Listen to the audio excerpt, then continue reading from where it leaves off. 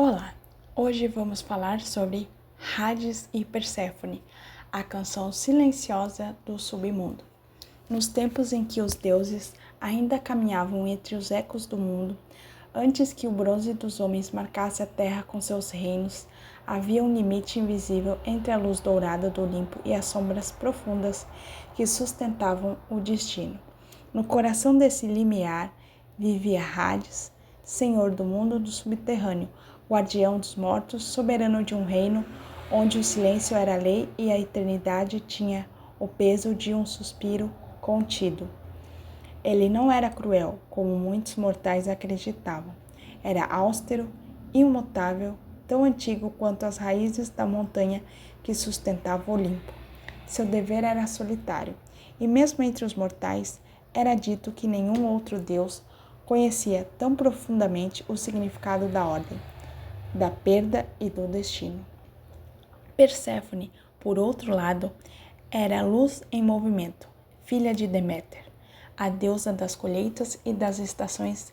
Crescera entre flores, rios cristalinos e jovens ninfas que dançavam ao redor dela como se sua presença fosse a própria primavera. Era chamado de Core, a donzela, símbolo de juventude eterna, onde seus pés tocavam a relva, brotavam açafrões, violetas e íris. O mundo a adorava, mesmo sem saber seu nome. Mas o destino caprichoso, como as moiras que retorciam fios invisíveis, já havia entrelaçado suas histórias muito antes de qualquer flor brotar. O encontro que rasgou duas estações. Certo dia, enquanto Perséfone colhia flores num campo banhado pela luz do meio-dia, uma fenda se abriu na terra. Não era violenta, mas profunda e inevitável, como se o próprio mundo estivesse decidido inspirar-se. Do abismo ergueu-se a carruagem negra de Hades, puxada por corcéis, tão escuros quanto o espaço entre as estrelas. O olhar dele encontrou o dela, e naquele instante a lenda nasceu. O mito conta que Hades a tomou, arrebatado por uma paixão que nunca experimentara, mas outras tradições mais antigas dizem que houve silêncio entre eles, que Perséfone sentiu o chamado de algo que não era trevas, mas profundidade, que o submundo não lhe causou medo, apenas curiosidade. Ele estendeu a mão, ela hesitou, mas aceitou. Assim começou a descida. A rainha do reino sem sol. No submundo, Perséfone não encontrou apenas sombras. Encontrou um reino organizado, vasto, com rios que percorriam o tempo e guardavam memórias antigas. O Estinge, onde juramentos ganhavam peso eterno, o Aqueronte, onde almas suspiravam, e o Lete, fonte do esquecimento, e o Flegonte, ardente como sangue dos heróis caídos. Hades mostrou-lhe tudo, não como um raptor, mas como alguém que oferece um trono a quem sabe que merece governar. Perséfone, aos poucos, deixou de ser apenas Core, a donzela, e se tornou mulher, e depois rainha. Ela caminhou entre as almas com uma compaixão que Hades nunca teve, trazendo equilíbrio ao reino. Onde ele havia justiça, ela havia redenção. Onde ele decretava ordem, ela oferecia consolo. Juntos governavam como dois lados do mesmo destino.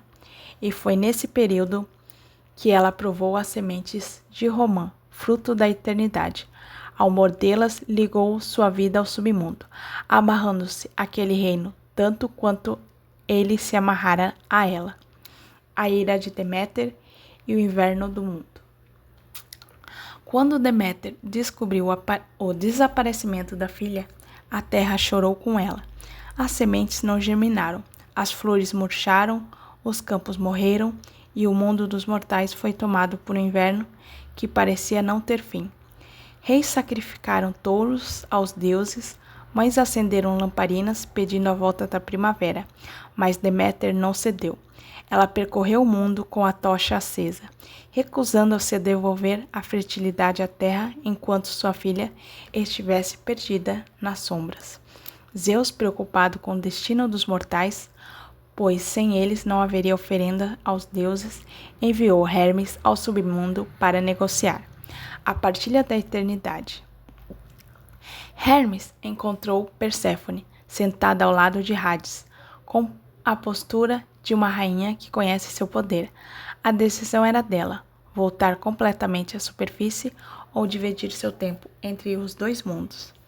Mas as sementes de Romã haviam traçado seu destino. Foi decretado que Perséfone passaria parte do ano na terra com a mãe, trazendo a primavera, parte do ano no submundo, ao lado de Hades, trazendo o inverno. Deméter chorou de alegria e tristeza ao mesmo tempo.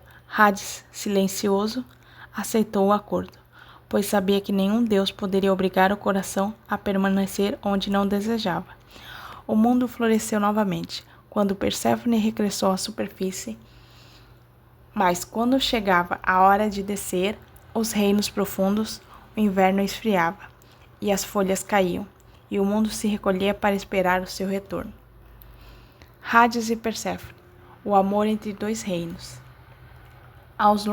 Ao longo das eras, poetas e sacerdotes contaram a história de diferentes maneiras.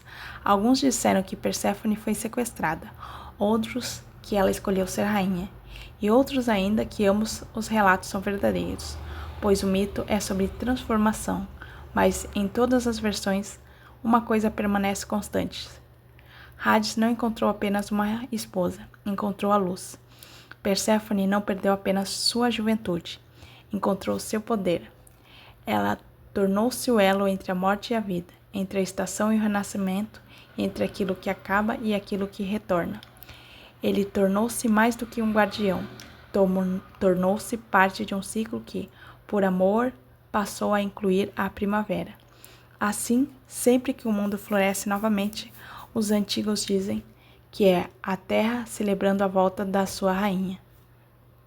E sempre que o inverno cai, é o submundo abrindo suas portas para receber Perséfone, não como prisioneira, mas como soberana. A história deles não é apenas um mito de amor, é um ritmo de vida, movimento eterno entre a luz, sombra, morte e renascimento. Bom, pessoal, obrigada por chegarem até aqui. E se você puder se inscrever, comentar, curtir, compartilhar esse vídeo, eu adoraria. Se você gostou de mais vídeos assim, não deixe de comentar o próximo vídeo que você gostaria que estivesse aqui. Então, pessoal, me diga se vocês gostaram, se vocês gostariam de mais informações, não deixe de curtir, tá bom? E não deixe de se inscrever para mais conteúdos desse. Muito obrigado e até mais.